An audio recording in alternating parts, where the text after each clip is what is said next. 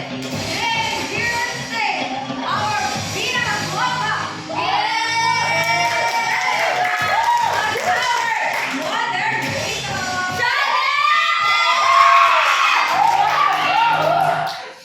Hindi mga wagi-wagi kung ano nga ba ang true sa likod ng confusion sa mundo ng matematika.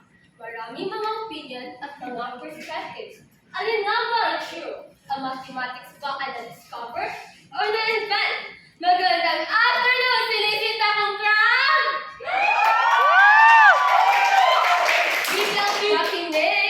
Makinig na mabuti kagat ating malalaman ngayon kung ano nga ba ang tama sa aming gagawing balagtasan. On my kanang banda, let us all welcome the representatives of the Pangkat Discovered, Miss Marie Jason and Mr. Razier Salmo!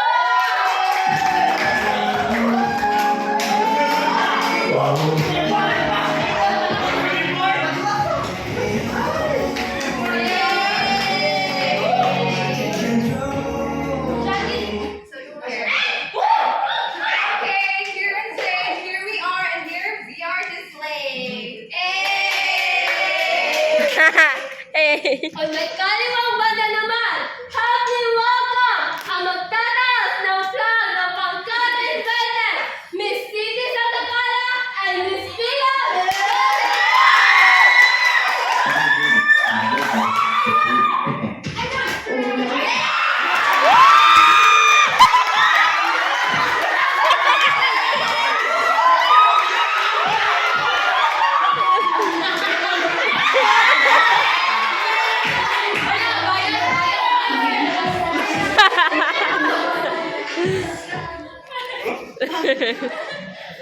Pato ka ba? Kasi sa spaceship isa sa kita.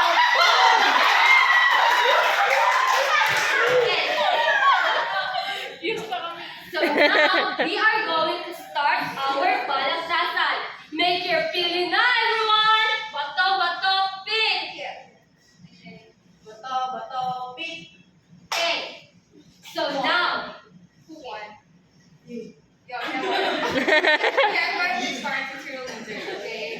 So now, we're going to start. Ano nga ba ang totoo? Ang bakit nga ba ay na-discover o na-invent? Take the stage, Marie! Go, go, go! So, okay, mathematics. Oh my god, do you even know what mathematics is? Yeah, I know. No, you don't. So, like, mathematics is like an abstract science of numbers, quantity and space, of course. So, like, there's a Platonic theory. Do you know what Platonic theory is? Yeah. Oh, no, you don't. So, Platonic theory, who theorized Platonic theory? It's the Greek philosopher Plato. Yeah, correct one. So, he asserts that, oh my god, he asserts that, do you know that our physical world isn't really the real world, but instead, the ultimate reality exists beyond our physical world. So you see, math is here. Before we exist, math is already here in our world. Okay, take it on. So are you saying math was waiting to be discovered?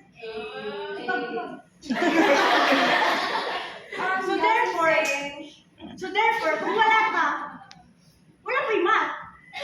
Because, therefore, it was invented. Because we humans was also invented by our parents. I don't even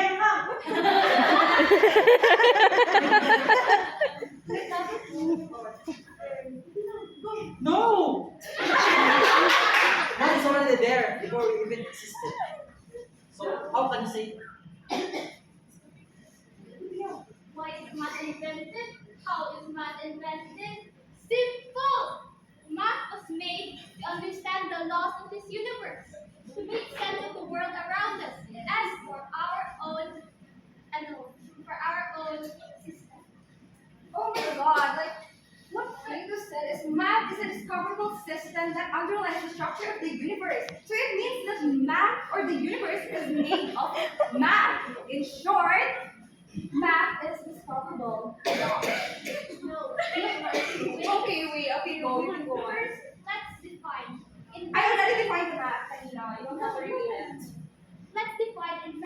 and discovery. Okay. Invention, according to Merriam-Webster, is to produce something that didn't exist before. On the other hand, discovery is like to obtain knowledge of or sight of something, meaning giving something that was invented by humans. Mother. And, oh, xylophone. Silent Xylophone. Okay, what? You said that you invented a Audience. xylophone. Ano naman connect? Okay, go. Audience, do you think the xylophone would exist without humans? No!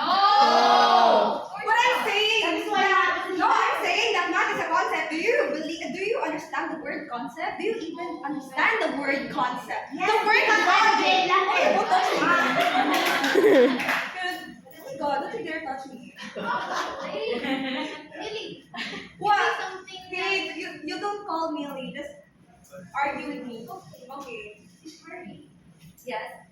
was So fire, math is discovered. was fire invented or obtained? No. I mean, Okay, everyone. Math. Oh, you mean fire? Yes. Was it That invented is or not even obtained? math. But Was fire has discovered. math. Do you even know that? No. Oh, okay, thank you. So math is. I asked You don't even know that fire has mathematics. It was invented or discovered. Oh my God, fire was not invented by us humans. Yes, No. exactly. It was discovered. Fire is in our nature. It doesn't. We humans don't invent math. We realize and we study math because math here. Before we evolved, math was already here. Okay, thank you for your speechless. I really Nalilito. That's a Kung sino ba sa inyo? Well, according to Mr.